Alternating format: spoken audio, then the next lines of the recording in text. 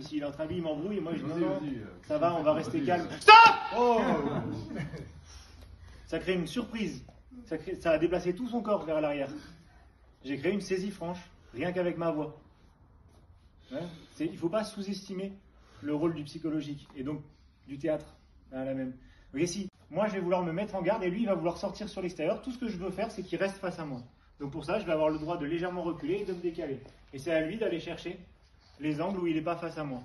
On ne le fait pas pendant 2 ans, c'est pas le but. Ici je me mets en face, ici j'essaie de le cadrer un petit peu, une fois qu'il est passé il travaille.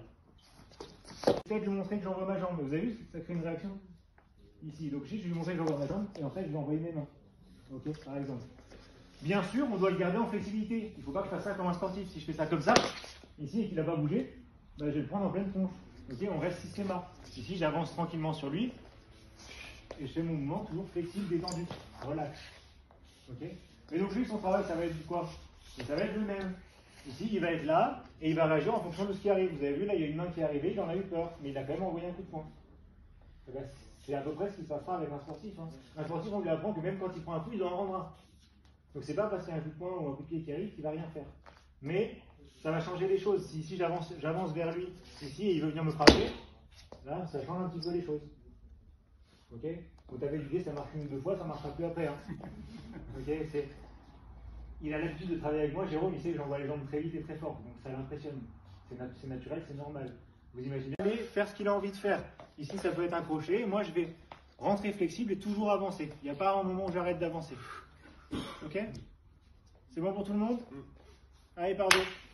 Ici, là, ici, faire mon petit exercice. Ok, là, un peu plus.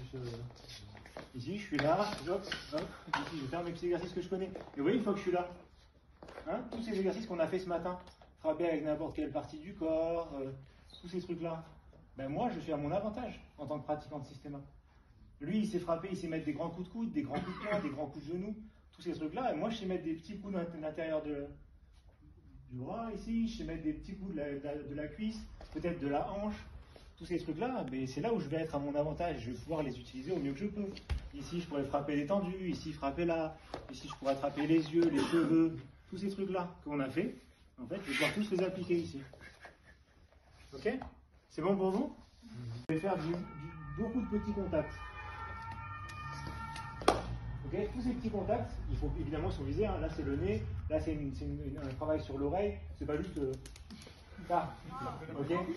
Donc ici, quand je viens travailler ici, hop, je vais peut-être mettre ici hop, un petit shoot ici, un petit shoot ici, un petit shoot ici. Et en fait, tous ces petits contacts, ils vont garder mon partenaire en tension. Si ici il se met tout mou, ici attaque, et fais-toi tout mou. Ici, s'il se fait tout mou, ici, immédiatement, il va être difficile à bouger et il va pouvoir réagir. Quand je vais l'emmener par là, il pourrait me suivre. Ici, il va vouloir me suivre, reprendre sa trajectoire. Okay, et si moi, je veux éviter de me retrouver dans cette situation, il faut que je tende mon partenaire. Ici, dès que je lève des petites frappes, hop, vous avez vu, il est tout tendu, là, il est tout dur. Ici, quand je frappe là, hop, il est tout dur. Okay, donc quand je vais le tendre, je vais pouvoir plus facilement travailler dessus. Ici, si ici, il est tout relax, il me suit. Ici, il va me suivre gentiment, gentiment. Ici, c'est juste que je mets une petite frappe. Il est tombé, je vais juste taper sur le tendon d'Achille. Ok, donc pensez-y que tout ce qu'on fait en systéma, souvent ça part d'un principe, même de 3 principes, en général, qui sont 3 par 3. Et ils sont utilisables dans des tonnes de situations. Tous les pieds à secours, puis je mets en garde, je m'emmène directement au sol. Ok, mais pour ça, vous avez vu, toujours, je vais aller prendre le côté. Si ici, il se met en garde et je rentre dessus pour aller chercher son nez, ben, il y a rien qui l'empêche de faire pareil. Ok. Donc je ne vais pas faire ça ici, on va faire le même exercice. Hop, je me mets sur le côté. Lui, son angle de travail, il est là. Moi, mon angle de travail, il est là. Donc je suis à mon avantage, il est à son désavantage.